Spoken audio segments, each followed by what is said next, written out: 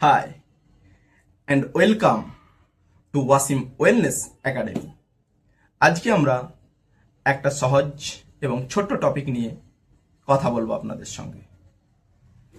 টপিকটি হচ্ছে ব্রণ বা ব্রণ বা পিম্পলস কি এবং কেন হয় এবং এখান থেকে মুক্তির উপায় কি। প্রথমে আপনাকে বলবো ওয়াসিম ওয়েলনেস একাডেমি চ্যানেলটি এক্ষুনি লাইক, শেয়ার এবং সাবস্ক্রাইব করতে ভুলবেন না। সহজ ভাষায় এবং বিজ্ঞান বা সায়েন্টিফিক নলেজকে কাজে লাগিয়ে যদি বলতে হয় ব্রণ কি, তাহলে বলবো ব্রণ বা ব্রণ বা পিম্পলস হলো আমাদের ফেস বা আমাদের মুখে গুটি গুটি লাল লাল ছোট ছোট ফুসকুড়ি টাইপের এক ধরনের হয়, যেটাকে আমরা লোকাল ভাষায় ব্রণ বা ব্রনস বা পিম্পল বলি, যেটা খুব জ্বালাদায়ক, যন্ত্রণাদায়ক এবং একটা অস্বস্তিকর পরিস্থিতি তৈরি করে। আমরা খুব সহজে বলবো যে এই ব্রণ কেন হয়। ব্রণ হওয়ার পেছনে অনেকগুলি কারণ রয়েছে। প্রথমত, আমাদের যে ফেসে যে লোম আছে, এই লোমের যে গোড়াগুলো, এই গোড়ায় অনেক ফুটো ফুটো ছিদ্র থাকে, ছোট ছোট।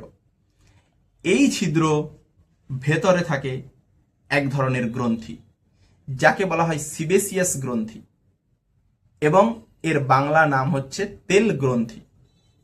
এবং এই তেল গ্রন্থি থেকে নির্গত হয় সিবাম, যার বাংলা হচ্ছে তেল।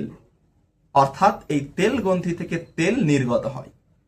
এই তেল গ্রন্থি যখনই বন্ধ হয়ে যায়, কোনো ধুলো, বালি বা ময়লা বা আমাদের ফেসের মধ্যে যে মৃত কোষ বা মৃত সেল আছে, সেই সেলগুলো যখন এই ফুটোগুলোকে বন্ধ করে দেয়, তখনই এটা ফুলে যায় এবং ব্রণের সৃষ্টি হয়।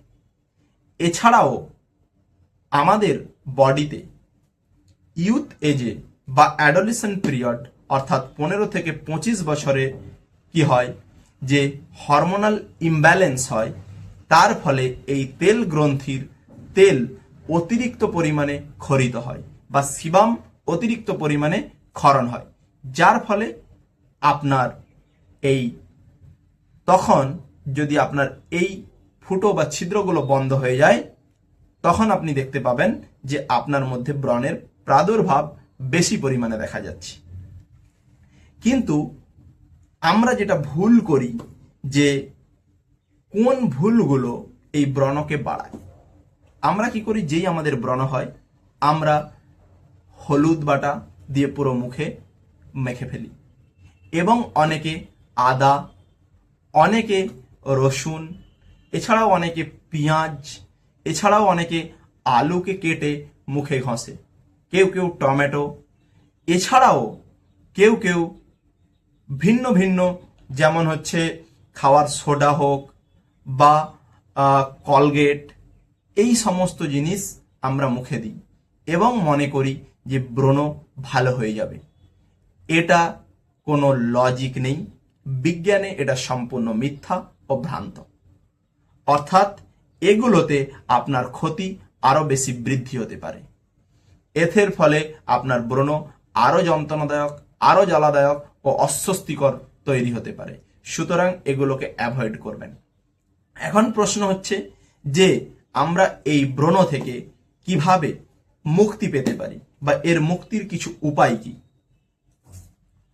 প্রথমত হচ্ছে যে আপনি কি করবেন, আমাদের এই ঘর্মগ্রন্থিগুলো যাতে বন্ধ না হয়ে যায়, আপনাকে সেই দিকে লক্ষ্য বা নজর দিতে হবে। তার জন্য আপনি কি করবেন, তার জন্য আপনি আমাদের সারাদিনে আমরা বিভিন্ন জায়গায় ঘুরে বেড়াই, ফলে প্রকৃতিতে বা বাতাসে যে ময়লা বা ধুলো বা বালি আমাদের মুখের মধ্যে পড়ছে, আপনি চেষ্টা করবেন সেগুলোকে পরিষ্কার ও পরিচ্ছন্ন করার। তার জন্য কি করবেন, নর্মাল কলের জল নিয়ে পুরো মুখে ধোবেন।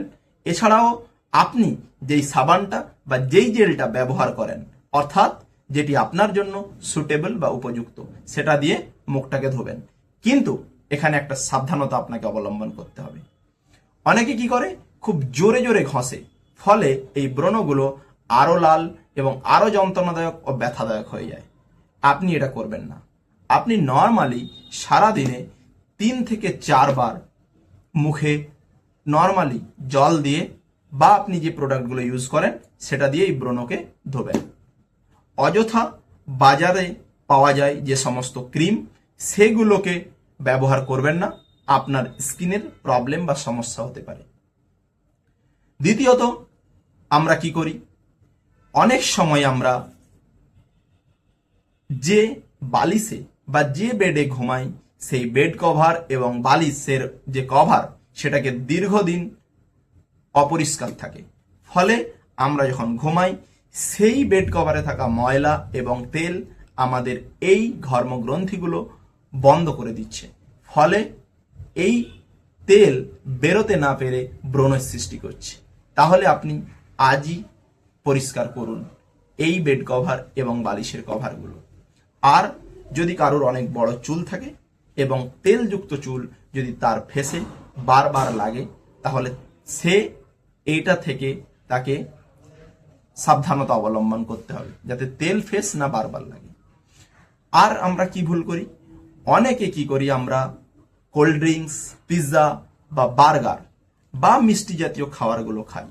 এইগুলো কি করে, আমাদের এই তেলের ক্ষরণকে অতিরিক্ত বৃদ্ধি করে দেয়, ফলে আমাদের এই শরীরের যে ব্রণের প্রাদুর্ভাব অনেক বেশি বৃদ্ধি পায়। তাই আপনাকে বলবো এই খাবারগুলো বহিষ্কার করুন এবং চেষ্টা করুন যাতে কাঁচা শাকসবজি এবং পুষ্টিকর ও সুষম খাদ্য আপনি ভক্ষণ করেন।